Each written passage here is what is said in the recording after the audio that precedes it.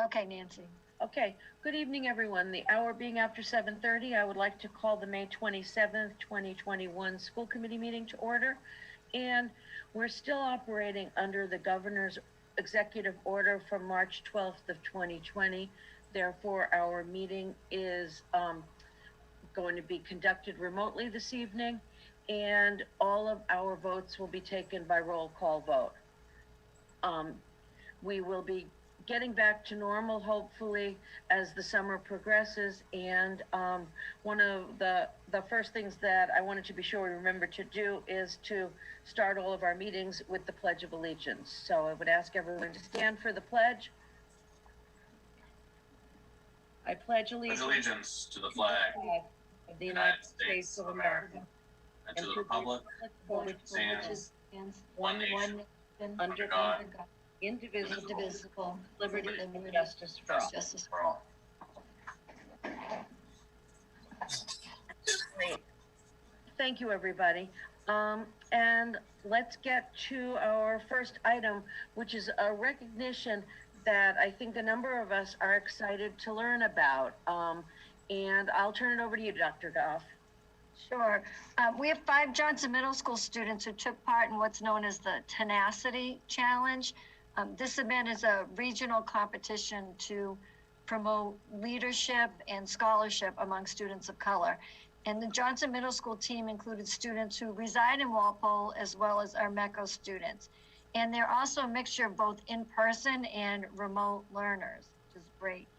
While they didn't win the competition, they had a successful showing and they learned a great deal in the process. I know Jacinta Castro and I believe Susan's here, Stuart Raskakot is here, and Lokalani Watanabe Cummings is also here. And they were really instrumental in supporting the efforts of the team. So I don't know, Susan and Lokalani, if you want to just mention a little bit about the challenge and you know, we can turn it over also to the students. And I know Steve, Principal Morganworth is here too from Johnson.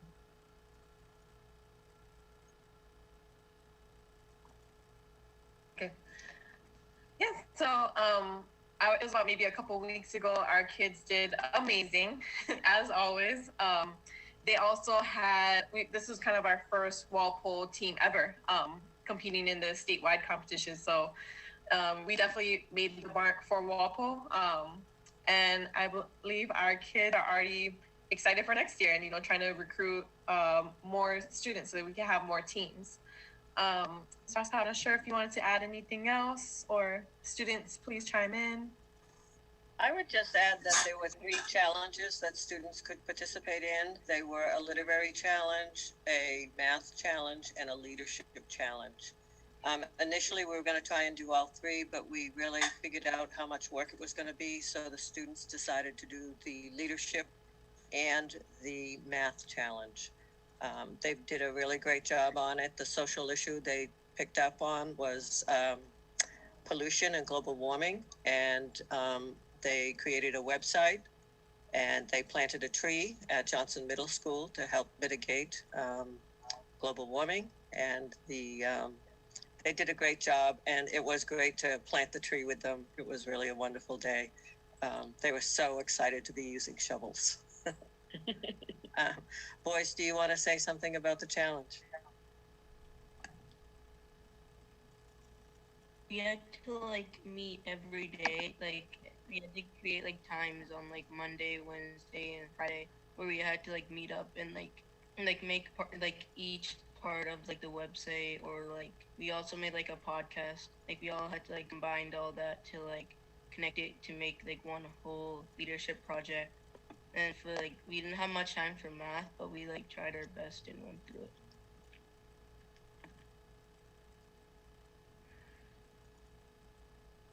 Can one of you try to explain? Most of us don't know what the competition was.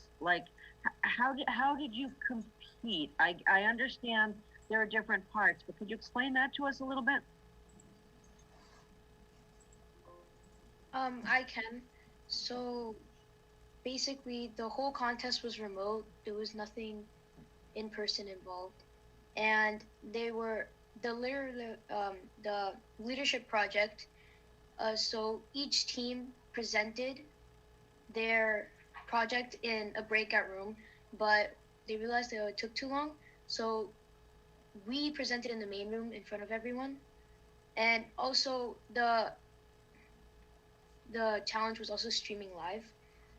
And then for the math competition we took, we split into breakout rooms. We did a Google form, and there were 3 rounds, each one getting harder. And we went back in the main room to check our answers, and that's how it went. That's awesome. That's great. Are there other students here who want to share any things that you liked about participating in this project, or something that you learned, or if you would do it again? I would do tenacity again because there was like a lot to learn. Like when we were watching other teams present, we realized that there were things that we could have done that we didn't do, or like other ideas about how we could like promote the idea of stopping pollution and global warming.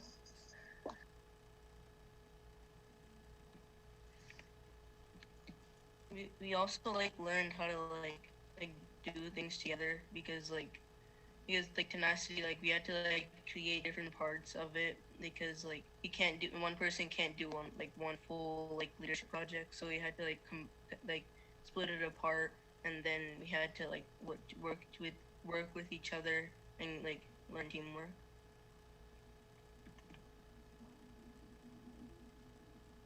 Did most of you know each other before you got involved in this project? Yeah. I knew about more than 3 out of the 5, and after I met the other 2, we like instantly clicked. We all are friends now, so it bonded us together. That's usually one of the sort of extra benefits of getting involved in something like this. That's awesome. That's fantastic. And you probably don't need us to point out to you that the word tenacity is just a really good core value. Like to be a tenacious person is a good value. So that's great. I'm going to ask my fellow school committee members if people have any questions that they want to ask of the students or the teachers that are here.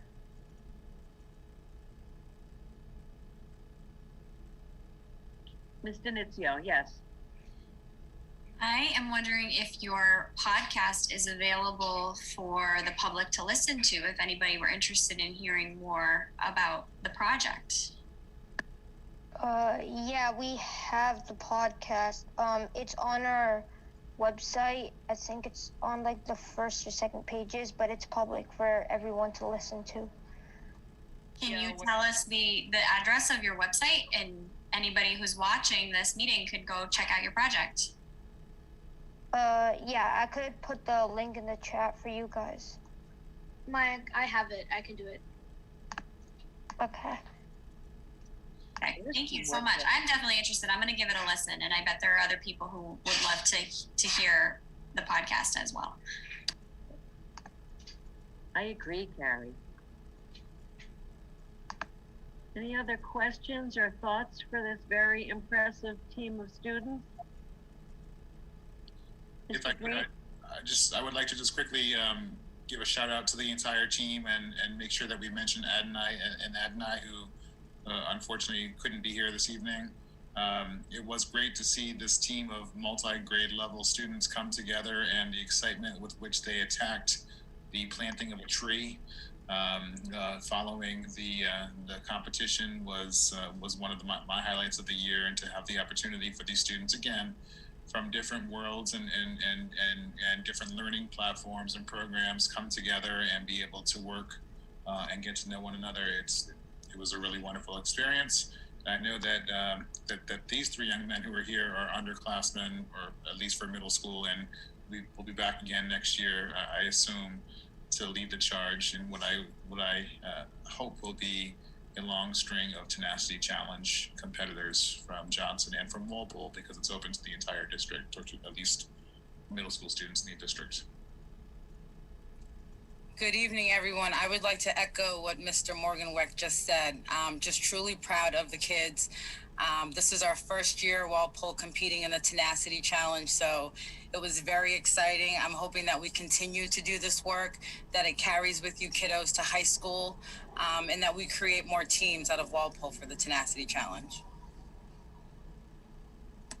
Well, I think you did a great job advertising it tonight. You made it sound interesting and fun, and it also sounds like a great way to learn and to create some friendships. So advertising is good. Any other questions or comments for this group? Well, thank you for being here tonight, and thank you to the staff members, all of whom either brought this idea forward or helped the students make it happen. We really appreciate the time and effort that you all have put into this. So thank you for being here, and we hope to hear even more about you in the future. Okay, that gets us to our next item, which is a report from Walpole High School, and we have Grace Ryan here with us this evening to do that report. Welcome, Grace, and the floor is yours. Thank you. Good evening. I am Grace. I'm a sophomore at the high school. MCAS began this week with English for all sophomores and optional for juniors, and it will be followed by Math MCAS next week. Also next week, the freshmen will be taking the Science MCAS. For sports, all teams have done well and had a successful season thus far. The state and the MIAA last week set new protocols that allowed for outdoor activities, including sports, to no longer permit mask wearing during practices and games. Student athletes were excited to go back to a sense of normalcy that they had not seen in over a year and not have to wear masks while playing, especially with the warm weather. Seniors had their last day on Tuesday, and senior events have begun. On Monday, they visited their elementary schools outside for the annual senior walkout, and they were cheered on by the elementary school students and their former teachers. On June 2nd, senior night will take place on Turco Field with games and food trucks. And on June 6th, the seniors will graduate, followed by a car parade. As school is beginning to wrap up, so are some clubs. The film festival held the red carpet last Friday with a big crowd present to watch the films from both last year and this year. Congrats to everyone who participated. Also, the Pops concert took place last week for orchestra, band, and chorus to show off what they had been working hard on all year. Lastly, Student Council is currently voting and appointing their executive board for next school year. Thank you for your time. Nice job as usual, Grace. Are there questions or comments for Grace? Busy time at Walpole High School, but thank you for finding time to be with us this evening. We really appreciate it. Thank you. Thank you. Okay, that gets us to our next item under new business, which is we have our newly appointed Diversity, Equity, and Inclusion Director, along with who has now extended her job in Walpole. So I'm going to turn the floor over to you, Dr. Goff. Yes, the woman of many hats, right, Yeah. Jasenia?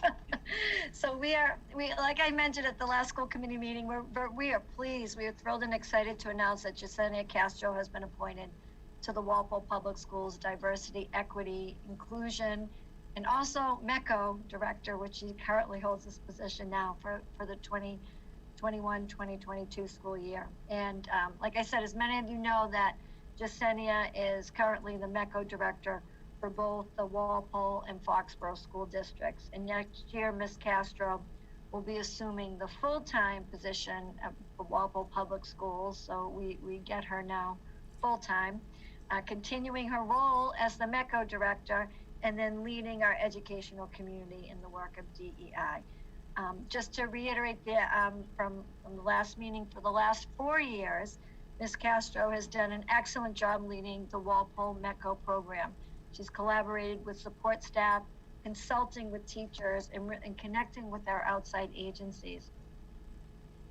Ms. Castro, who is already a valued member of our district's leadership team, really has a passion for building positive relationships with our community, our families, our staff, and students. We're excited that she has agreed to expand her leadership with the district as the DEI director. And while our commitment to DEI requires an active investment by all of us, we could not be happier to have Jasenia Castro lead our efforts as a district. So she is present tonight to be welcomed, and we'll be happy to answer any questions you may have. So Jasenia, I don't know if you want to say a few words before we, Mrs. Gallivan opens it up. That's a nice little bio of me that you shared. Thank you. You know, as I've said, I'm excited. I'm excited to be in Walpole to, you know, get to really meet the community. Being split has been a challenge as far as like 1 foot in, 1 foot out. So I'm going to have both feet in, and I'm very excited about the work that we're going to do together. Well, welcome, Jasenia, to the full you, to Walpole completely. We really have appreciated the time that you have been able to dedicate and see the potential for so much more. I think that this work is challenging. It's interesting, but it's also the kind of thing that I know, speaking as an individual, I feel like the more guidance you can give us, the better in terms of just what you see here in Walpole, so that we do what's right for our district. We promote the core values that we believe in, and you know, I think that your lens will help us a great deal. So welcome, and please let's keep the lines of communication very open, because I think this is something that's important to do, and it's important to do with as much advice as we can get. So glad to have you. Thank you, Nancy. Are there any other? Yes, Carrie. Congratulations, Jasenia, on being appointed to this position. I'm thrilled that you're going to be with us 100% of the time. And I think it's really important because you were a co-leader of the development of the district's diversity, equity, and inclusion goal when we did the strategic plan this winter. So I love that you have kind of been there from the ground up and have a really solid understanding, and we're part of those conversations. Combined with the other experience that you bring, just having worked in the district for the last several years. And Dr. Goff alluded to this, but I think it's worth stating again that, you know, we've created this position, but we understand that this work can't be held entirely within one office or one individual. It can't be the work of Jasenia Castro. It has to be the work of the Walpole Public Schools and the work of the community. And I really, really want to make sure that you feel supported by this committee as you undertake this new position. And I hope, like Nancy said, you'll communicate with us. I hope you'll reach out to Dr. Goff and to us if we can assist you in any way. And I'm really, really excited for what's to come. So thank you. Thank you so much. I appreciate that. Are there any other? Oh, Sean, your turn. Yep. Thank you, and welcome, Jasenia. This is very exciting news, and we're fortunate to have you full all your time now for the district. I was just curious, as you get started, are there you know, ways that we might be able to see your work starting, or is it more of a thing where you're going to be you know, kind of behind the scenes, and, you know, over time we'll kind of see that play out? Just for us, you know, school committee as well as the community, what they could expect. So I think one of the things, you know, over the summer, definitely spend lots of time on just kind of road mapping what this is going to look like. I definitely want to start with some relationship building in the community. I definitely want to get out there, meet folks, even in our schools. You know, I don't have students in every building, but I'm going to be working with all students now. So I think just getting out there, being visible, making those connections is going to be the start, and continuing to work with the leadership. Sounds great. Thank you. We're so fortunate to have you. Thank you.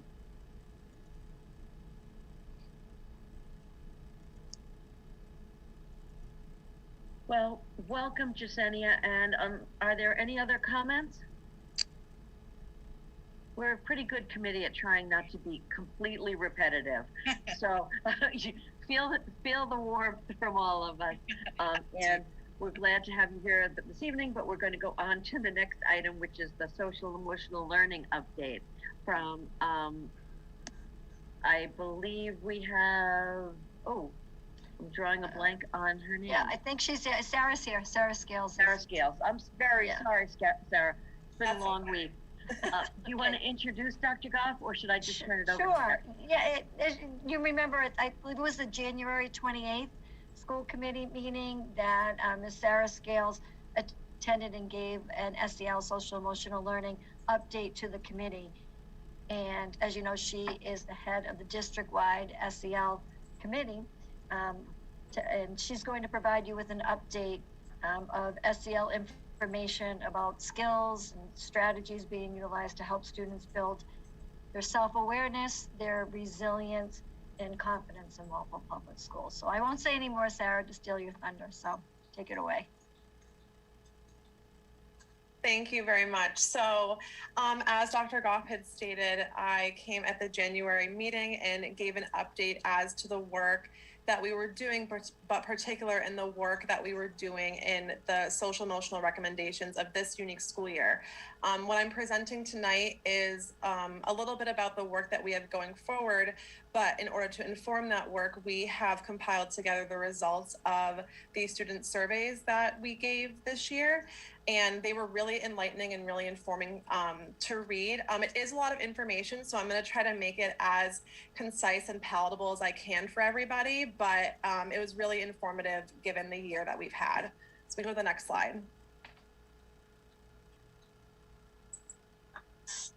All right, so just a little bit overview of what the student surveys are. So we distributed our SEL surveys for students in grades 2 through 12. They were evidence-based Likert scale questions that were developmentally appropriate for each age group, and they looked at the areas of school climate, peer relationships, teacher-to-student relationships, and social emotional competencies. And so the power of these surveys was that they elicited a lot of student feedback on areas of strength and potential areas of improvement for their respective schools and their particular school's culture and climate. They also provided us as a district-wide committee with some really solid baseline data with regards to our students' social and emotional competencies or their current skills they possess in these areas. This information is also really important because it's going to inform our developmental benchmarks, which is one of our essential tiers of the framework that's going to be built this summer. And I think most importantly, and this really stood out to me as I was reading all of the results, is that these surveys allowed and encouraged student voice in the shaping of our school communities, especially at the high school level. It was pretty amazing to see many students who in their feedback responded, just thank you for giving them the opportunity to complete a survey such as this. And it was really great to hear from the high school representatives on our SEL committee that this sparked great conversation with a lot of the school counselors at their building, and students were then given that follow-up and that opportunity to speak about what they wrote, which I think is one of the most incredible benefits of this whole process. We can go to the next slide. And so the next 3 slides are broken out by level. So I'm going to be talking about the areas of school climate, peer relationships, and teacher-to-student relationships for the high school responses, then the middle school, and then the elementary school. And there are some places of overlap, so I won't repeat all of the information, but I think it's really important to kind of notice some of the themes and trends in the areas of strength and challenge given the unique school year that we had. At Walpole High School, we had 842 total responses. Relevant to school climate, we found that there were strengths across the board, actually at all levels, in students really feeling physically safe at school and really feeling as though they have welcoming and adequate space that really encourages their learning. And I think that really spoke to the wonderful job that Walpole did this year of ensuring all the protocols were in place, all the sanitizing and protective equipment was in place, and it really made our students feel physically safe this year and continue to. At the high school, they feel as though that their school is providing the opportunity for them to be productive members of society. And then some challenges with related to school climate is that students really miss and really crave that structure of the school day to provide enough opportunities for movement, for socialization. And also across the board, a challenge in this area for many of the schools is having enough opportunity to provide direct instruction and learning how to manage and process emotions. I especially think the year that we're in, many students at all levels and staff as well were faced with different complex emotions that perhaps we've never faced before in the year that we're in. And I think students really want that opportunity to have that direct instruction and how to manage those. With regards to peer relationships, high schoolers felt that a strength was the existence of a lot of cooperative group work, and that they really see value in their differences from other people, and that they think that their peers really demonstrate respect for differences of others, and that they also respect the academic achievement of fellow students. Some challenges, and this was actually a really similar challenge across high school, middle, and elementary level, was the ability of staff to respond to the behavior of other students that may impact the learning process. And also that students would like to be more equipped with strategies to respond appropriately to different social situations to ensure that everyone feels included. And then lastly, at the high school level, related to teacher and student relationships, it was really, really evident, especially at the high school, just how much teachers show they care for our students' academic success, whether that is encouraging them to provide deep and thoughtful responses in the classroom, allowing students to be an active part of the class discussion, or really encouraging students to always strive to be their best and encourage them to reach their goals. It was really evident that at the high school and middle school in particular, that teachers show a great deal of care for our students' academic success.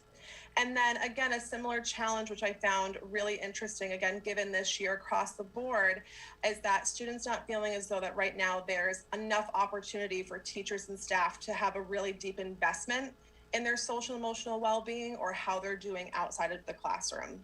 And so I think what a lot of this speaks to is that the structure of a school day allows for students to feel safe, prepared for the real world, and to really navigate their school day with success, that they really felt physically safe given the school year that we were in and just across the board. We can go to the next slide. So at the middle school level, we had a total of 635 responses between Byrd and Johnson. And so again, very similar strengths and challenges. Another thing that was a strength at the middle school that I wanted to point out is that rules and consequences were made really clear to all. So a lot of students have a really strong understanding of what the expectations are in their school building, which I think is really important for academic success. And again, challenges in the areas of being able to process their emotions and also really given enough time to learn and talk about the ways that their actions can affect other people. Really feeling as wish they had more time to be able to process that and work through that in the school setting. Again, respect and valuing others' differences was an area of strength at the middle school level. Feeling as though they can work together cooperatively was another strength. Again, that ability to respond to behavior was another challenge. And then lastly, the strength of teacher to student relationships at the middle school level. Again, a lot of middle schoolers feel strongly that their teachers truly care about their learning and that they also really find the benefit and find that they are having ample opportunity to have active roles in their class discussion. And overall as well, feeling as though their students in the building and staff in their buildings overall have a positive attitude towards school and towards learning. And we can go to the next slide. And then lastly, for this section at the elementary school level, we had a total of 776 responses. Similar to the middle school, a strength of the elementary schools is having clear expectations and rules that all students are aware of, and feeling physically and both emotionally safe in their school buildings.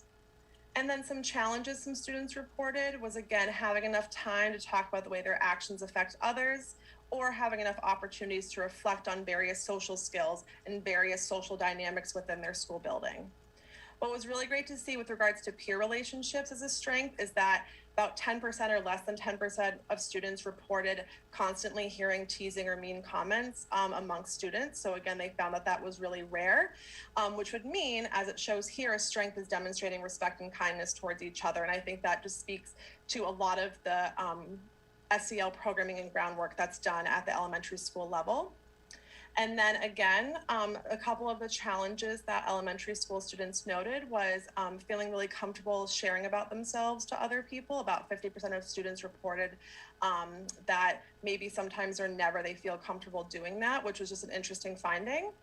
And then lastly, with regards to teacher to student relationships, over 90% of students had reported that their peers show respect to their adults, which I thought was just a great statistic to see. And also they too feel that teachers are encouraging them to do their best, and that it was interesting for this one that there wasn't really clear challenges for the elementary. It was more of like neutral or split between the schools, which was just interesting. But again, reflecting that students want to have more time for teachers to help them develop their whole selves and really check into how they're doing, not just inside the classroom, but outside the classroom as well. And then for the next slide, I sort of combined this section to encompass all grade levels because a lot of the results for this section were really, really similar. What was great to see is that the majority of students at all levels feel as though they're connected to at least one adult in the building, feel as though they have supportive friends and feel like they belong and matter at their schools. And then some of the challenges across the board were ensuring that the real world connection to what they're learning is explicitly taught. And really, again, that understanding of how students are as individual people. And so I think that with all of these levels, all the levels having similar results in this area, I think speaks both to the tremendous culture that we've created in our schools and really the importance of connection for our students, particularly during this year that we've had.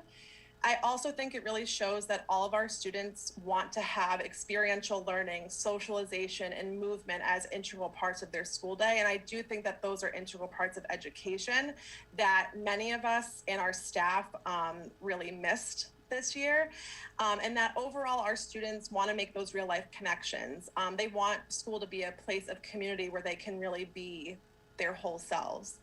And so with that idea of the whole self in mind, we also looked at the various social and emotional competencies. And so we can go to those slides. So these competencies are really important because these are the essential skills that we are hoping that our students are developing at each level, high school, middle, and elementary school. And the reason that we had looked at these specifically is because the areas of strength tell us what we're teaching really well, but the areas of growth are going to help inform us as a committee. It's going to help us inform our framework to know what skills we need to further work with our students on developing within the school setting. And so we looked at the competencies on the left, they're listed here. And then on the right were those skills of strength I'm speaking about and the areas of growth. And we again looked at those for the high school, the middle school, and the elementary school level. So in the areas of self-awareness, and this is across the board, many students feel a strength of theirs is identifying their own strengths, knowing how they feel, knowing how to calm down in various situations. However, an area of growth that high schoolers identified is having that resilience to work through something that they want to be better at. In the area of self-management, high school students spoke about they feel strongly that they can follow directions, initiate work, set, create, and achieve goals, and being prepared for various assessments. However, very similar to the first one, they thought an area of weakness for them was following through on hard tasks and remaining focused in the class setting if there's distractions, either internally or externally. In the areas of social awareness, there were a lot of strengths, which was incredible, whether it's standing up for themselves in healthy ways or understanding each other's points of view.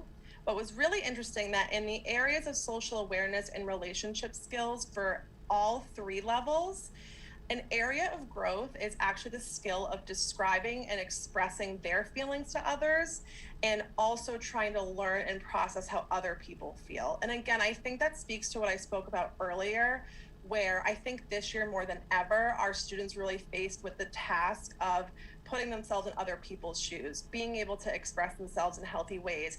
And I think that's something that's really challenging for a lot of our young folks these days for a variety of reasons. And so it was really interesting to see that this is a skill that our students don't feel as confident in, but we want to continue to work towards helping them express that going forward.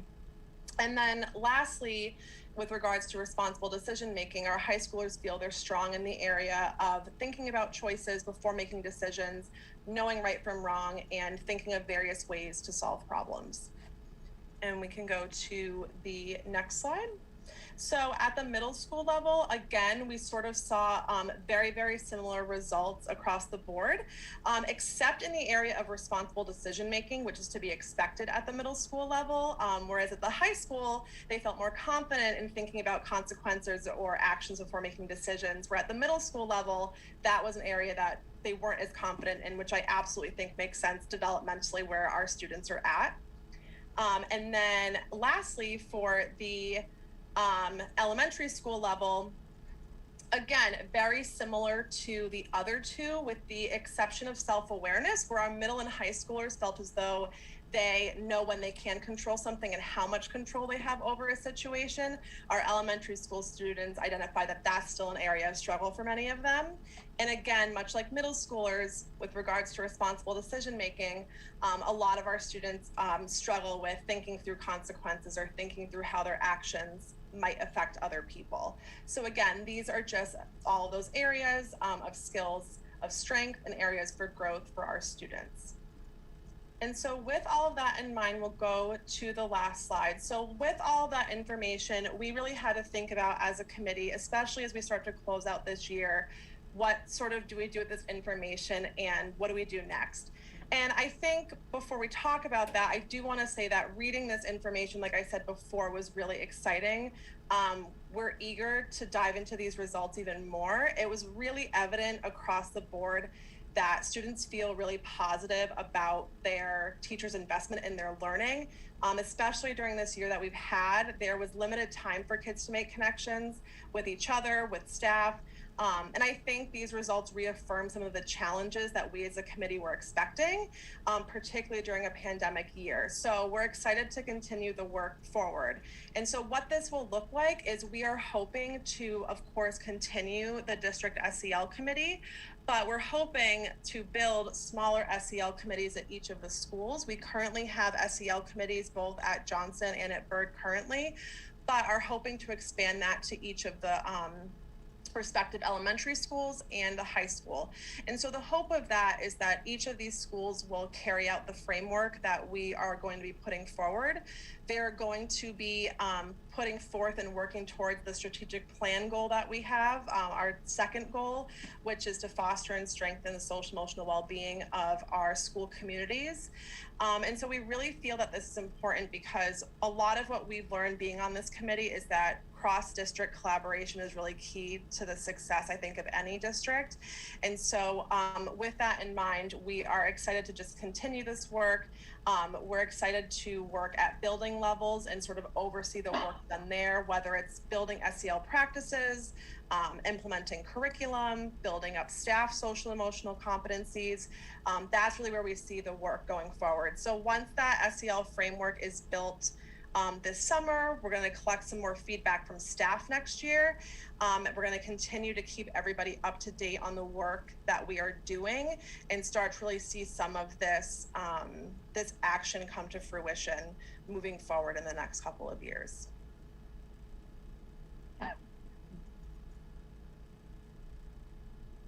Wow, that's a lot of work. That's good.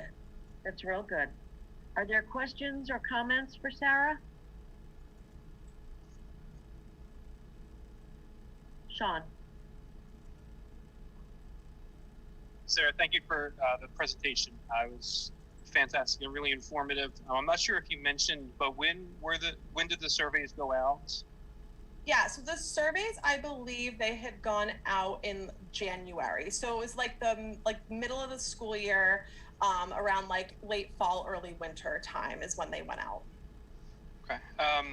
So in the response, I mean, you mentioned a lot of times that they were very reflective of a pandemic year. How do you think that informs going forward? Like, do you think at this point you've been able to react to some of that and put things in place to address that? Or do you really think it's, how long-term are those specific things on the table for dealing with? Yeah, I think it's definitely a combination of both. So I think when we first had looked at these surveys, we were able to respond to what some of the students wrote. And we were kind of already doing that as a committee anyways, when we really looked at what the guidance, what DESE had put out and other organizations had put out with regards to social and emotional recommendations for this school year. Where I really see this helping inform our work, I think this survey in particular is really helping inform sort of the data and the framework building. But what we see really going forward is continuing to solicit feedback. And so what that could look like potentially is surveys that aren't of this caliber, but capturing the same sort of data maybe at the beginning and end of each year, so you can sort of capture those data points of the students. But then also something that we're really going to encourage at our smaller committee levels is also, how do we work with teachers on a more like informal basis or on a more regular basis to have student feedback as a regular part of their teaching? Because I think if anything, student feedback and their input is just so important for us continuing to adapt our own work. And so I think those are a couple ways that will continue. And I think that continuous feedback will help keep our work current and will help, again, when we have those committees, we can bring that back to our district level committee. We can talk and collaborate and ensure that what we're doing is streamlined amongst each of our levels. Awesome. I love all of that. Especially, the humility to, say that student feedback does matter and helps you adjust. That's a fantastic perspective. And it's, I think that'll lend really powerful results to the work that you guys are doing. So thank you. I can't wait to continue to hear about that. I'm so excited for my students to see the benefits. Thank you. Carrie, go ahead. Thank you, Sarah, for this presentation. It was wonderful. You got some really incredible data from your survey, and I appreciate the way that you broke it down for us. I think it's really encouraging, too, to see how much positivity there is among the students when it comes to school climate and culture, especially in a pandemic year where I think everyone felt a little more disconnected than normal, and yet we still see that teachers are like reaching across the divide to build those relationships and students are connecting with each other. That's really wonderful because research has shown that students having a sense of belonging in their school is absolutely critical to them finding academic success. So I think it's wonderful that we're putting that foundation down for students to achieve at the highest level academically. I was struck by the students indicating that they could use more direct instruction in the social emotional area, self-regulation and managing and processing emotions and having conversations with others.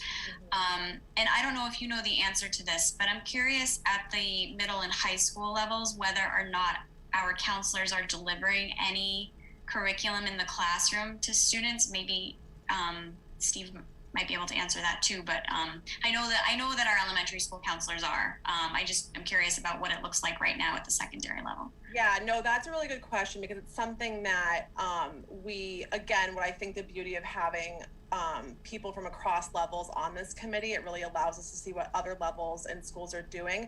I will definitely say that at the elementary school level, they have had, just by nature of their positions and by nature of the elementary structure, have had really, really deep roots in their curriculum and their programming for the students, and because the teachers, it's sort of like embedded into what they do. In particular, at the middle school level, I can definitely speak that both committees, both SEL committees, have really, really focused a lot of our foundation on staff building, their knowledge of social and emotional learning, and their own competencies and understanding that language. We as counselors, this year was incredibly difficult given the year that we've had, but in years past, we've done programming like once every other month on different areas. However, what I will say that moving forward, we have a couple of counselors from the elementary school levels on our committee, and we've already got the conversation going about looking at programming for the middle schools in particular, and how we can mirror the curriculum they've put together at our level, but developmentally appropriate for our students, because we just feel that natural consistency for them is really important as they reach the upper grades. We don't want when they leave elementary school to come here and that to be lost on them. We want to continue that just developmentally appropriate. So I will say right now, so much of our foundational work has really been on the staff, because we know that our teachers are an integral part of us delivering that instruction for our students. And so that's been a lot of our foundational work. And our hope is that next year with this work and the collaboration with the elementary school folks, that we can carry that sort of framework and curriculum up to our middle school as well. I'll just add that I know it's a great question, Carrie. I know that last year, prior to our closure, we had a very robust social emotional programming schedule ongoing throughout the year, and this year has just made it really incredibly difficult to have any kind of consistent programming that would reach large numbers of students at the same time, given the hybrid nature of learning and the different pods kind of separated and isolated. So we're really looking forward to getting back to doing all of that. I know I've spoken to all of the counselors at Johnson, and they had, to a person, they had the same desire to get back to that for next year. So we're looking forward to it. Great, thank you. Yes, Dr. Goff. Just two quick things. Thanks, Sarah. That was a great presentation. Greatly appreciate it. It was really interesting to see the themes, and that the students are recognizing that they're looking for the tools and the skills to really build that resiliency and to build perseverance, that stick with something when the task is difficult, and not give up, because that is really going to have a correlation to all kinds of success in the future. So I'm glad that they recognize that, and that's something that we'll continue to work on with our students. And I also like the fact that you said next steps, and if you look at, if everybody saw the next step on the slide, it said summer 2021, right? And it just shows that the work doesn't stop right on the last day of school, and I really appreciate you and your team's willingness to continue this really important work over the summer. So thank you. Thank you. I would just add a couple of things. I love the fact that you pointed out how much student voice matters. I believe that, and I think that it comes through that you do too. And I think that, it's important for the students to know that we want to hear what they're thinking. I'd also encourage you and your committee to bring forward some outside the box ideas because of what you're hearing from the students. It's interesting, some of the I think it's 8th graders and 10th graders are working on some civics projects right now. And some of them have reached out to us to get some ideas. They want to interview us and things like that. And one of the themes is how relevant the classes that they take are to them. And for a little while now, it's come up during strategic planning meetings or just different kinds of long-term thinking, that especially at the high school level, but maybe this applies at the middle school also, that maybe we should have a couple of seminar type days where we can fit in some of these things. You wouldn't need a full class that meets 5 times a cycle to teach some of these things. But I think there are some things that kids feel are important to their learning that I think adults have seen the same thing. So if you come up with some outside the box ideas, that's fine, that's good. It may help us in the long run. So again, like my colleagues have said, thank you for all you presented tonight. It was a lot of information, but it was a lot of good information. Thank you. Are there any other questions or comments for Sarah? Kristen. I just want to echo, what Nancy said and sort of everybody else's questions about what that looks like at the high school. With elementary schools, it's sort of easier because there's one teacher and you can push in or have those conversations. At the middle school, there's more of a chance because they have more consistent schedules.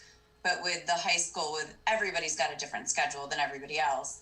And it's, not everybody has that open period where they can do a seminar. So if, to Nancy's point, if there's a different way to have, you know, half a day or a 1-day session where you could teach some of these things, because I don't know that even though the kids recognize that they need that help, I don't think they're going to go to their guidance counselor and say, hey, I need some help regulating my emotions or, you know, managing a difficult situation. You know, they would do it in a crisis, but not sort of on a regular opportunity. So I think figuring out ways to do it at the high school, I think would be really welcome. Yeah, absolutely. And that's where I think we have two wonderful representatives from the high school on the committee. And that's where I think the value of those building committees is so important, because they know their school climate and their school culture the best. And I definitely, you know, see at the high school, you know, how do we do it in a way that, like you said, may not be a class, but how do we then work with staff and work with teachers on that, really that more of that full integration into the classes that they are already doing. And, you know, how do we just get, I think, like you said, the counselors maybe just more public in the building. And so there's a lot of things just to consider, especially when it comes to integration. And so I'm excited to see, because we have two great representatives who I know are really passionate about this, one who's a teacher and one who's a counselor. So to have kind of the meeting of the minds, I think is great for that. And I'm excited to see what we'll continue to do there. Great, thank you. Great. Are there any other comments? Sure. Mr. Buckley? Oh, I said good work. Oh, it is. Thank you. You called on me, so that was problematic. I love the data, and I just think in general, as a wider note to all our administrators, I'm excited that we're getting more data from more places and more things to dig into, especially with students. And I'm encouraged to kind of see what you come back to us with when we have more sets to see you know if there have been improvements or areas where we can kind of, you know, this body's, we're sort of the overarching body, and it just as a member, it's so much easier when we have to make budgetary decisions, staffing decisions, things of that nature, to kind of have a better picture of what's going on the ground. So I thank you for kind of the nitty-gritty work of collecting that. And I think that's just invaluable to us.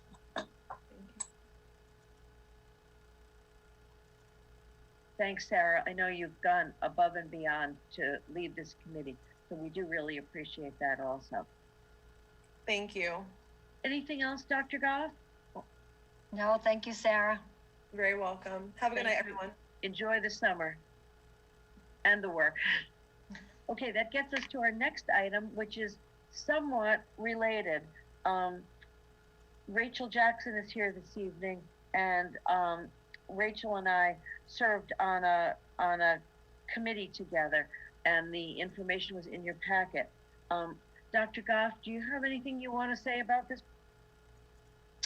No, I was just going to mention what you said, Nancy, that Rachel Jackson, she's our Walpole High School nurse, and that also you served on the Massachusetts, it was in both the advisory committee and the curriculum development committee to really develop what was a statewide evidence-based a curriculum that was really developmentally appropriate for grades 6 through 12. I know it was a tremendous amount of work because you had to review and evaluate all the national, the state, the local anti-vaping, you know, curriculum models that are out there, and then be able to really come up and create this guide, which is a model for the state of Massachusetts. So, you know, I really thank you both for taking this task, you know, during such a busy time. So they're here to answer any questions, or Rachel, if you want to say anything about the experience of putting it together. Actually really enjoyed the experience. I really enjoyed collaborating with different disciplines in different towns from all over the state. It was a lot of work, but it absolutely was worth it. I think the guide is great. I know that our health teacher is already using it and implementing some of the curriculum pieces into her curriculum for next year. So that's a great thing. Just see it actually being used was great. But yeah, it was a great experience, and I would do it again in a heartbeat. Yeah, and I would add, this, I learned about this by going to the MASC conference, not this past year, but the year before.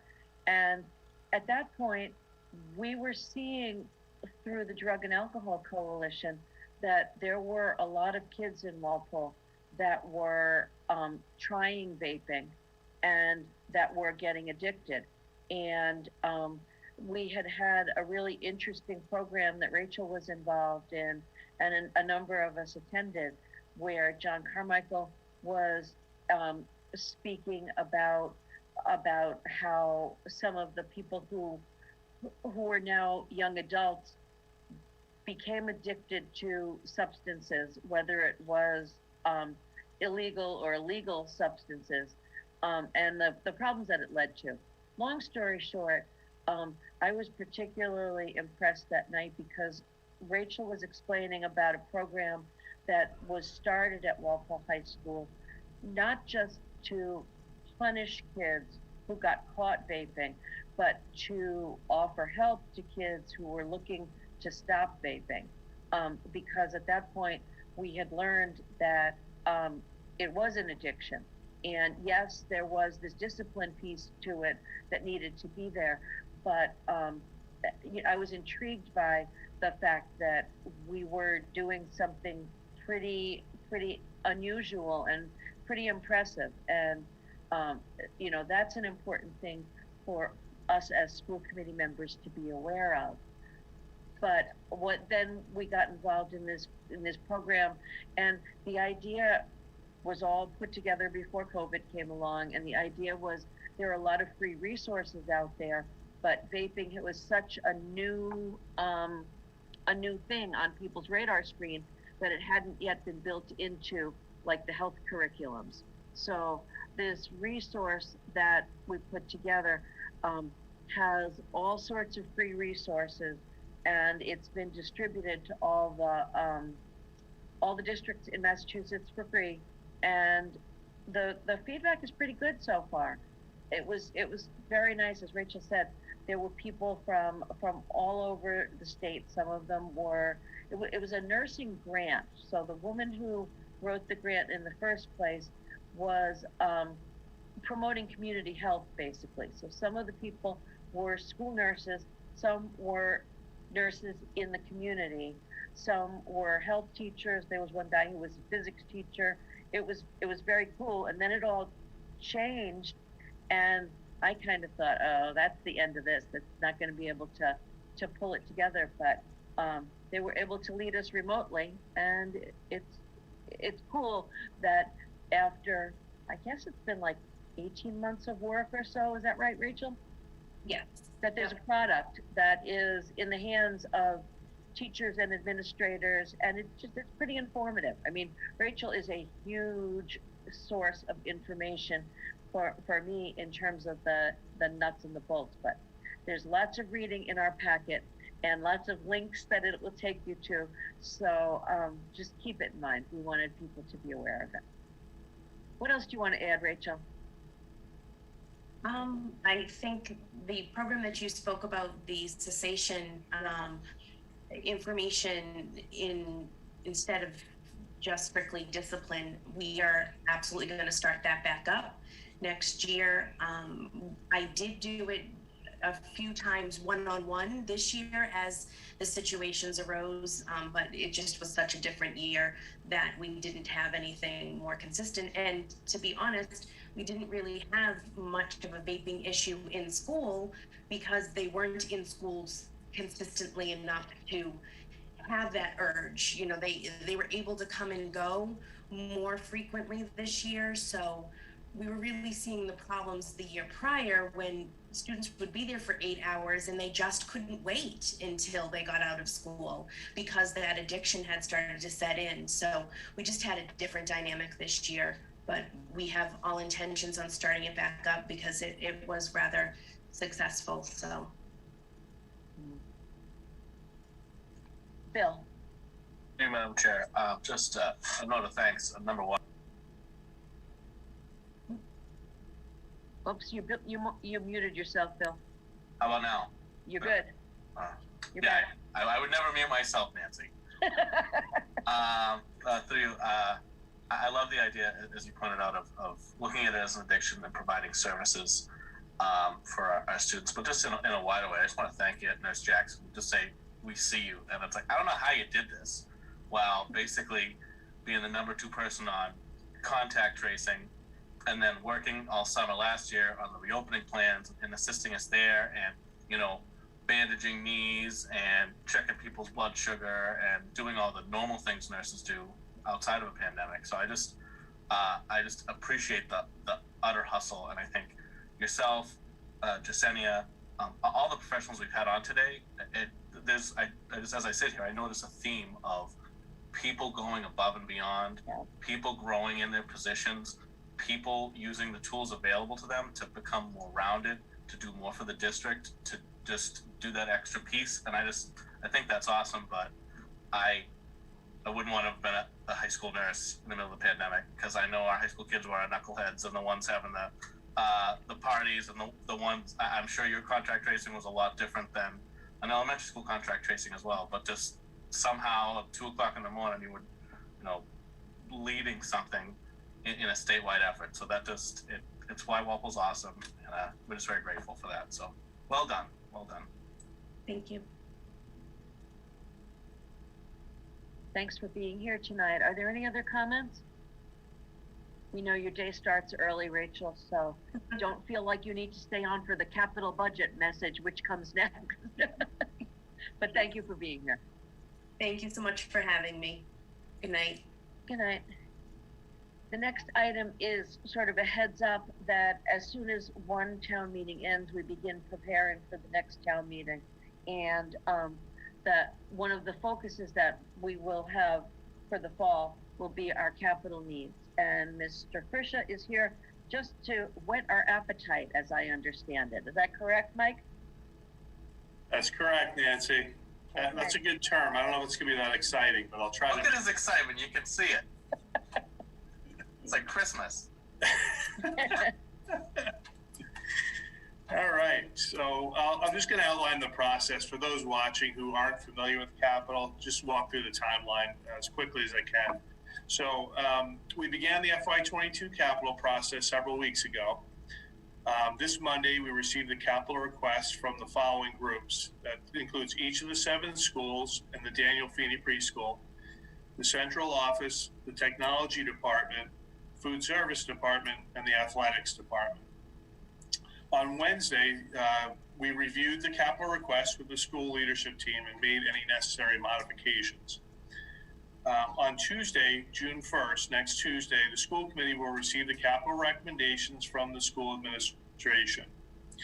The school committee and school administration will discuss a final list of recommendations at the June 10th school committee meeting, and a vote will be taken by the school committee to support the recommended list. The list of recommendations will be submitted to the town administration on June 25th. School committee and school administration will work with the town administrator to seek funding for all items. Town administrator will create a list of recommendations from his perspective for the capital committee to review, and we see that as well when we go to our capital committee meetings. The capital committee will meet in late August or early September with the school committee and school administration to hear proposals for each of our items. The capital committee will vote to support or not support each item on the school department list. These recommendations will become part of the fall town meeting warrant article for capital in October. As you can see, this process is very comprehensive, and it provides a lot of funding outside of our normal operating budget that we would not be able to fund unless we had this resource. So it has been a wonderful source of revenue outside of our operating budget for many years at this point. I'd be happy to answer any questions about the process. Mr. Buckley. Madam Chair, just not to belabor it or anything, how is this different than previous years, given the fact that I know you and your staff and the principals worked really aggressively to look at capital needs through the lens of the CARES Act, through the lens of Asher funds? Is there stuff that was normally on the timeline that we were able to tick off last year in the opening of school process? Are we like ahead of the game? Or were there other things that went by the wayside? Just in general terms, I guess. That's a really good question, Bill. We have actually. We've been able to make amazing progress with COVID relief funding. And I've talked about that through the budget process when we were developing our budget for FY22. But it's a really good point because the CARES Act funding has been a tremendous asset to our district and all of the state as well.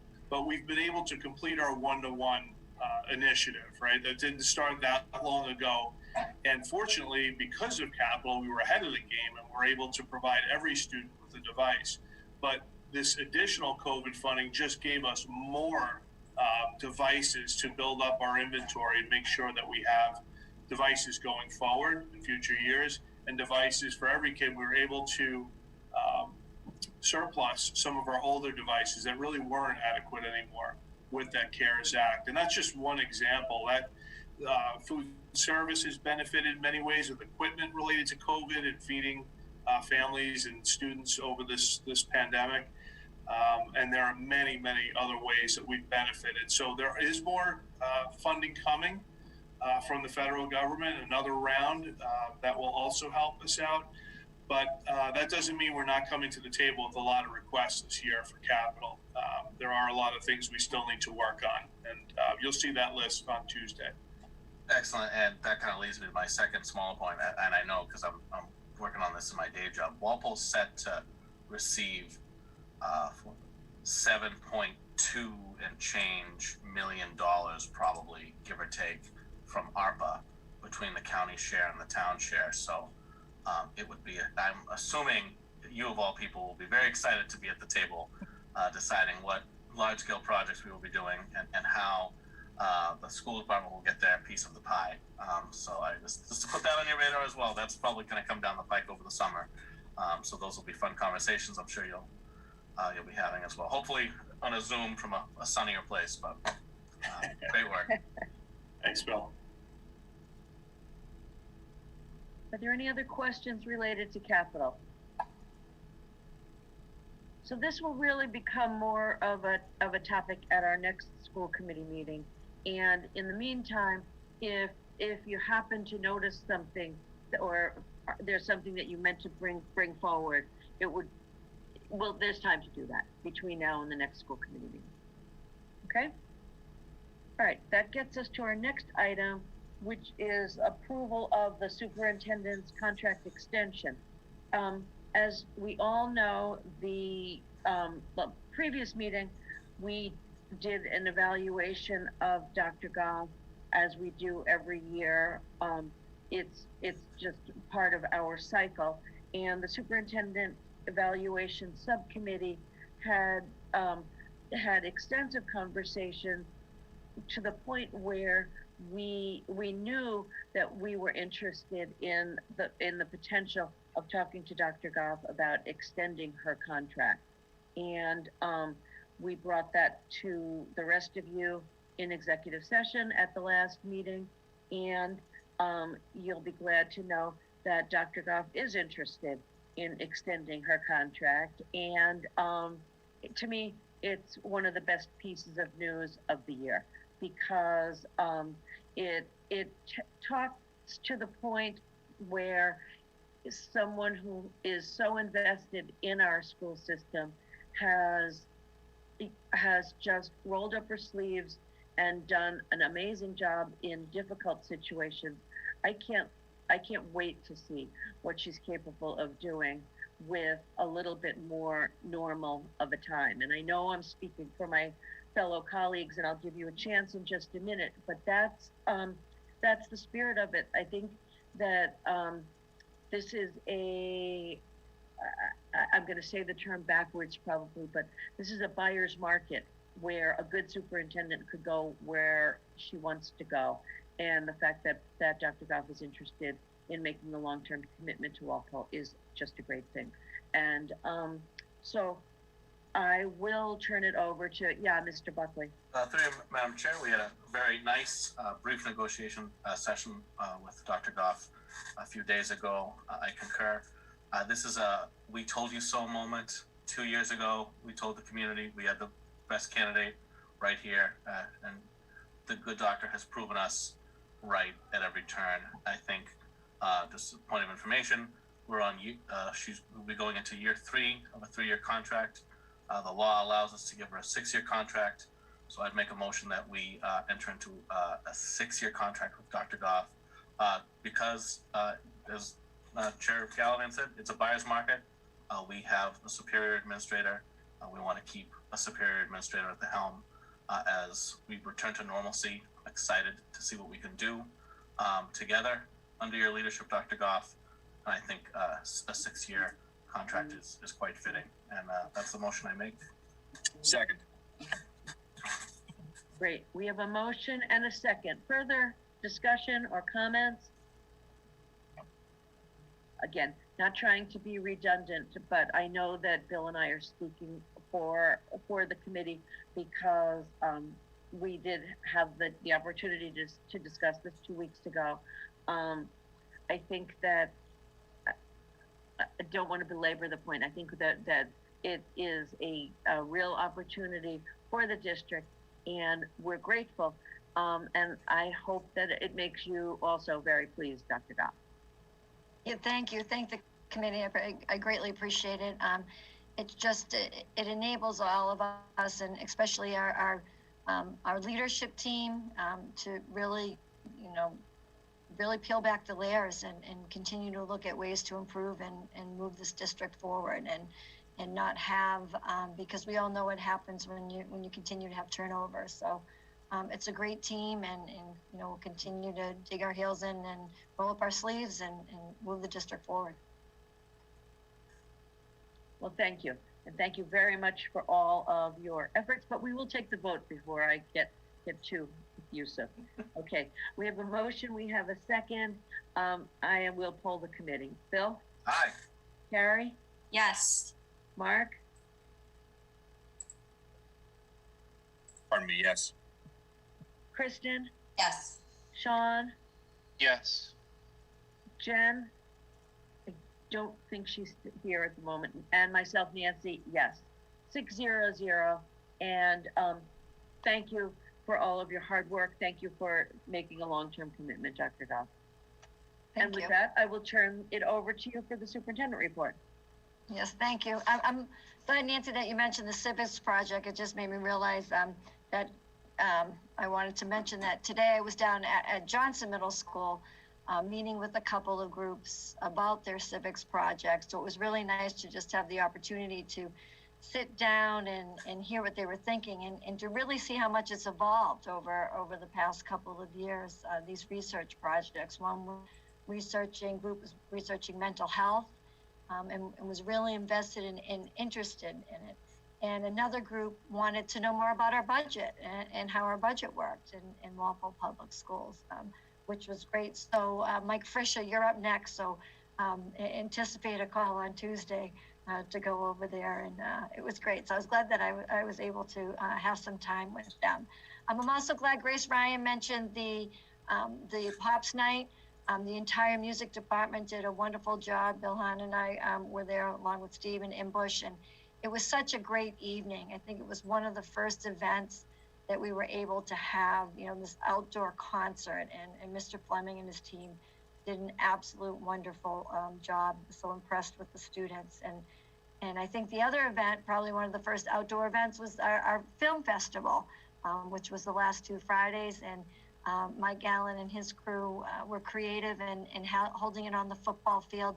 And it was really amazing to see all of the different films that the students put together, and their hard work. And I thought what was great was that they had the group from the class of 2000, that the group that submitted their films there as well. So it was really a great celebration of both our present and our past students. I wanted to give a COVID update. On May 17th, after consultation with the Massachusetts COVID Command Center's Medical Advisory Board, we know that the governor announced that given the low rate of outdoor transmission of COVID, that students no longer have to wear masks when outdoors. So effective May 18th, this guidance was updated and it applied to recess, physical education, youth sports, and outdoor learning environments. So we're starting to get back to normalcy. Adults must continue to wear masks outdoors if social distancing cannot be maintained, so a minimum of 6 feet. And at this time, adults and students must continue to wear masks indoors. The definition of a close contact has not changed, and that's that if you're within 6 feet of 15 minutes or more of 24 hours of a positive case, you can be deemed a close contact. However, it doesn't necessarily means that you have to be quarantined. So only those close contacts within 3 feet in a classroom or on a bus would need to quarantine. And we also have to, we're continuing to maintain 6 feet for eating lunch and snack. A big thank you to the Walpole Health Department. They offered a Pfizer vaccine clinic to Walpole Public School students ages 12 and over. So on Monday, an email was sent through Mary Mortale to all of our high school and middle school families with dates and the corresponding links to register for that vaccine. The first vaccination will be held next week, and the second dose will take place on June 25th, which will be held at the Council on Aging. So for those families, if they're unable to locate that email or they want some more information, they can either send an email to Mary Mortale or contact their child's school. So far, we have approximately 120 students registered for that clinic. And we're seeing more students getting vaccinated at the high school and middle schools. Currently, there are approximately 170 students who are fully vaccinated at the high school, and another approximately 160 with at least one vaccine. And at the middle schools combined, we have about 180 students. So we're getting there, they're getting there. As you know, Tuesday was the last day of classes for our Walpole High School seniors. When I think of the class of 2021, these were the students who were impacted by the pandemic during their last quarter of their junior year and their entire senior year. I really think of their resilience, their strength, and most of all, their adaptability. Our seniors have been presented with many challenges, but they continue to rise to the occasion, and they represent our community with pride and integrity. Like last year's class, I knew many of them when they were in elementary and middle school classrooms, and have been fortunate to witness their participation in their drama productions, their music performances, and their athletic events. It will be an honor to hand them their diplomas and watch them become Walpole High School graduates. The community is proud to celebrate them. And speaking of celebrating them, on Sunday, June 6th at 2:45, we invite the entire community to come together to congratulate our seniors as they drive the parade route after conferring their diplomas. WPS would like to also thank the Walpole Police Department and the Fire Department for their support with this event. The parade would not be possible without them. So we really hope you can join us in celebrating this graduating class. Tomorrow in my update some more, I'll post a link of the parade route. And I know that the high school has a link of their parade route as well. Also want to do a thank you to our DPW. Some of you may not know, our preschool director, Julie Martin, and her team, they're trying these last couple weeks of school, they sprinkle in some different fun activities. And Mrs. Martin asked the DPW if they could have a truck day, and they replied, anything for the kids. They were incredibly generous. They provided 8 trucks, some skid steers, dump trucks for the kids to climb, sit and beep the horn.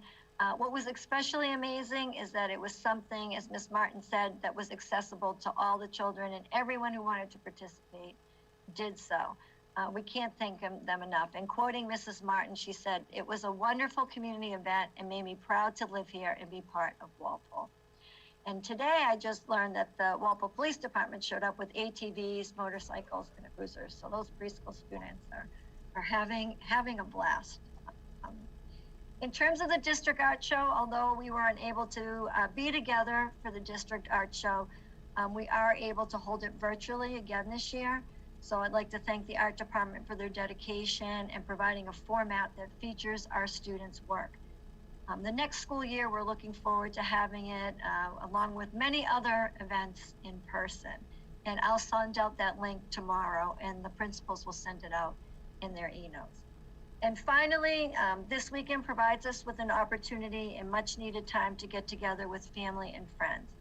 As many of us look to this weekend as the unofficial kickoff to the summer, it's also a time to pause and honor our military personnel who made the ultimate sacrifice for our country. I'm proud to be part of a military family. My grandfather, Marine Corps Sergeant Major, fought in World War I, World War II, and the Korean War.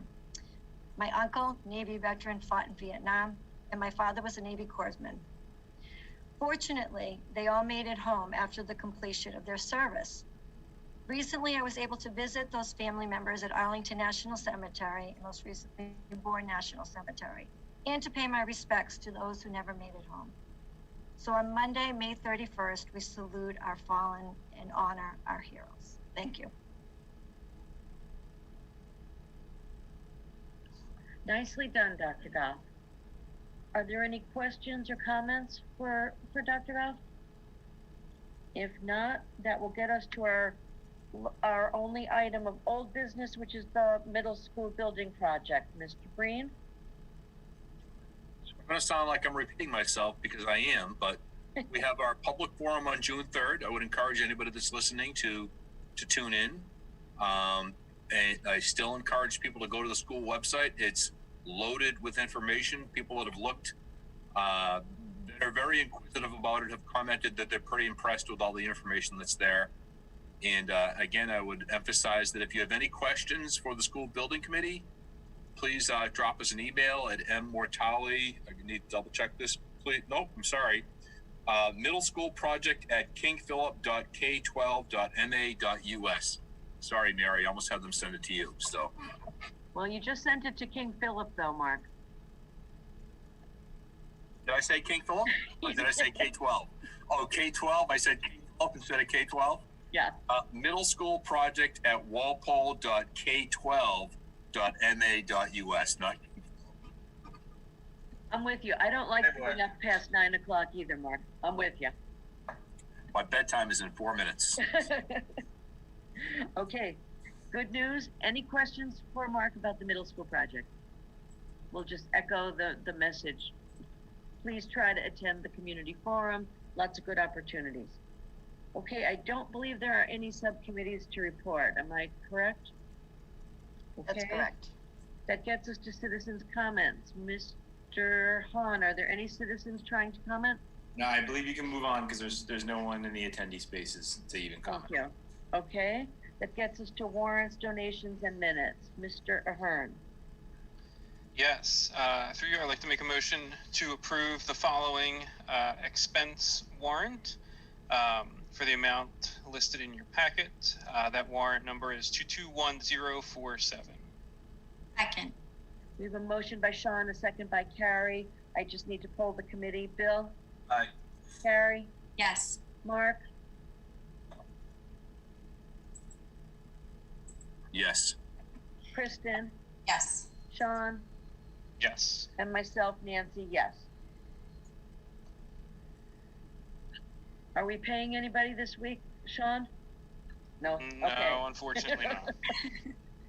Poor people. Okay. Does anybody want to take the donations? Yes, I will make a motion to approve the following gifts and donations. To Bird Middle School and Johnson Middle School from Bay State Textiles Recycling, $70. To Johnson Middle School from the Johnson Middle School PAC for Field Day, $200. System-wide from the Walpole Cooperative Bank, chairs for retiring teachers, $4,850. And system-wide from Dedham Savings, chairs for retiring teachers, $825. Second. We have a motion by Carrie, a second by Kristen. Again, I'll poll the committee. Bill? Aye. Carrie? Yes. Mark? Yes. Nancy? Oh, sorry. Kristen? Yes. Sean? Yes. And myself, Nancy, yes. I was rushing it, sorry. And that's really something that the banks do for us pretty much every year, that they help us give a nice retirement gift to the teachers. So thank you to everybody, but especially the banks. Okay, and that leaves us with the minutes that need to get approved.